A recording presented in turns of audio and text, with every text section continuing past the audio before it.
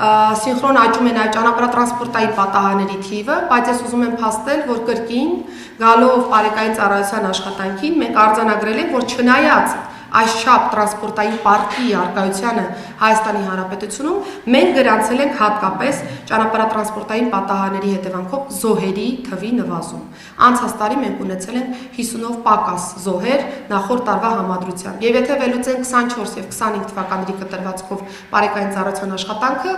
ուրախությամբ պիտի փաստեմ, որ մենք ունեցել ենք 95 խնայված կյանք Հայաստանի Հանրապետության ավտոճանապարհներին։ Այս առումով բնականաբար դեռ մեծ աշխատանք ունենք տանելու, հատկապես մեր վարորդների, երթևեկության մասնակիցների անվտանգային մշակույթի ձևավորման, սերման տեսանկյունից եւ կարծում եմ, որ առաջիկա տարիների կտրվածքով այստեղ ավելի լավ պատկերներ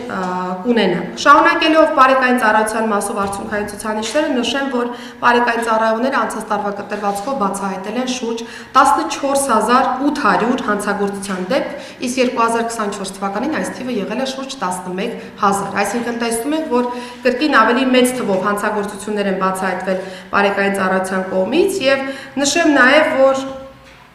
շարունակելու ենք բարեկային ծառայության կողմից արդյունքային այսպիսի ցուցանիշների ամրապնդման աշխատանքները, որովհետև մի շարք ուղղություններ կան, որոնցով որ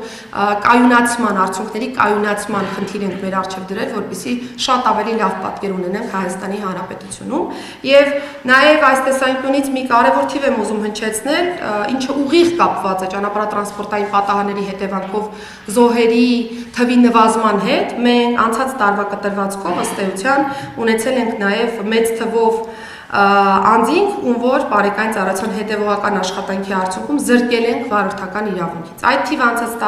անցած տարի կազմել է 5435, 2024-ին եւս համանման թիվ ենք ունեցել։ Եվ կարծում եմ, այստեղ վստահություն ունենք առնվազն, որ այսպիսի խիստ վարչարարության արդյունքում է, որ մենք ճանապարհներին գրանցում ենք զոհերի թվի նվազում։ Կարճ անդրադառնամ նաև փրկարար ծառայությանը եւ ամփոփեմ։ Հարգելի գործընկերներ, աղետների լսվի կառավարման ոլորտի առումով բնականաբար